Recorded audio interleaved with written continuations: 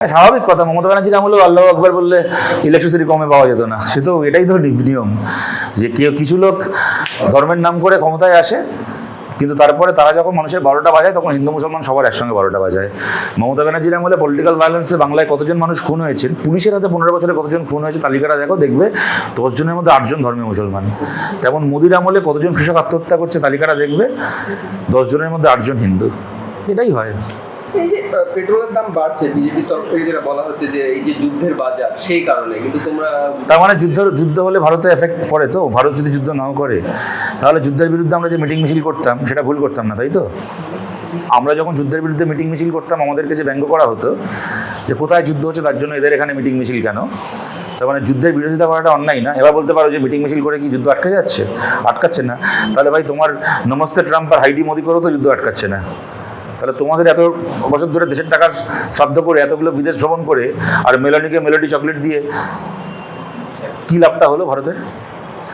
লোকসভা ভোটের সময় প্রচার করেছিলে যে আমি ইয়ে করে দেবো, মানে না না সেটা তো হলো। আর যে মোদি ওয়ার্ল্ড উপাধি পাপা বলেছিল ইউক্রেন যুদ্ধের সময়, হ্যাঁ তোমার ইউক্রেন রাশিয়া যুদ্ধের সময়, তো তার মানে তুমি যুদ্ধ থামিয়ে ভারতের ছাত্রকে বার করে আনতে পেরেছিলে তখন মোদি যুদ্ধ থামিয়ে, আর এখন যুদ্ধটা কয়েক ঘন্টার জন্য থামিয়ে হরমুজ থেকে কতগুলো তেলের জাহাজ নিয়ে আসতে পারছো না?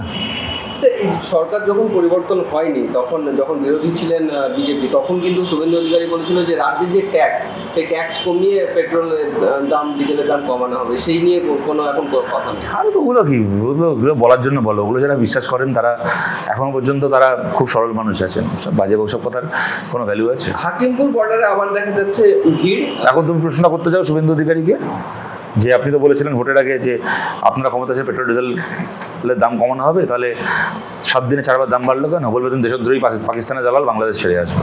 এছাড়া আর কোনো উত্তর আছে? দাদা, আরেকটা জিনিস যেটা দেখতে পাচ্ছি, হাকিমপুর বর্ডারে ভিড় আবার, এবং তাহলে কি বিজেপি যে আশঙ্কাটা করছিল যে বাংলাদেশে ভরে আছে, সেটা কি? না না, হাকিমপুর বর্ডারে ভিড় আশঙ্কা যদি ঠিক হয়ে থাকে তার দায়টা কে নেবে? তার মানে এই লোকগুলো মোদি অমিত শাহর আমলে বাংলাদেশ থেকে ভারতে ঢুকেছিল তো পেট্রোল পেরিয়ে? তার মানে এই লোকগুলো তো ইন্টারভিউতে বলছে আমরা 2 বছর আগে এসেছি, 3 বছর আগে এসেছি, 5 বছর আগে এসেছি, কেউ বলছে কোভিডের সময় এসেছি, কেউ বলছে যখন জবে থেকে বাংলাদেশে গন্ডগোল শুরু হলো তবে এসেছি। তার মানে কি অমিত শাহ স্বরাষ্ট্রমন্ত্রী, মোদী প্রধানমন্ত্রী সেই সময়ই এসছে। তার যে প্রশ্নটা কি এখন বিজেপি আমাদের করবে নাকি আমরা বিজেপিকে করবো? আর যদি শুভেন্দু অধিকারীর যোগ্যতা বেশি হয়ে থাকে মোদির থেকে, যে মোদির আমলে বাইরে থেকে লোক ঢোকে আর শুভেন্দু আসলে তারা ভয় পালিয়ে যায়, তাহলে শুভেন্দু অধিকারীকে প্রধানমন্ত্রী করা হোক। তাহলে মোদি আছে কেন প্রধানমন্ত্রী হয়? চাইছেন শুভেন্দু অধিকারী প্রধানমন্ত্রী? মোদির থেকে যদি বেটার হয় তাহলে চাইছি যে বিজেপি যদি জেতে, যদি শুভেন্দু অধিকারীর যোগ্যতা মোদির থেকে বেশি হয় তাহলে কেন শুভেন্দু অধিকারী প্রধানমন্ত্রী হবে না?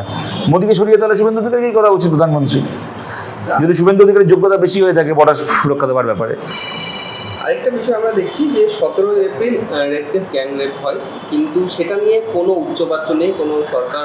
আমরা তৃণমূলের আমলে এরকম একটা ঘটনা ঘটার পরে, তখন তো তৃণমূলের গভর্নমেন্ট, কেন একজন মানুষ থানায় গিয়ে একটা পরিবার এফআইআর করতে পারেনি? মমতা ব্যানার্জিকে তার উত্তর দেওয়া উচিত মমতা ব্যানার্জির। এবং সরকার পরিবর্তন হয়েছে, তারপরেও সরকার সেই বিষয়ে কোনো, এখন তো সদ্য এফআইআরটা হয়েছে, এই সরকারকে আমরা আশা করছি আরজি কর নিয়ে আমরা সরকারের যা ভূমিকা দেখেছিলাম এটাকে নিয়ে সরকারের সেই ভূমিকা দেখবো না। কিন্তু যেটা খারাপ লাগছে সেটা হচ্ছে মেন স্ট্রিম মিডিয়াতে এটাকে নিয়ে সেভাবে কথা হচ্ছে না। সোশ্যাল মিডিয়া না থাকলে আমরা হয়তো জানতেও পারতাম না। এইটা কেন হচ্ছে বুঝতে পারছি না।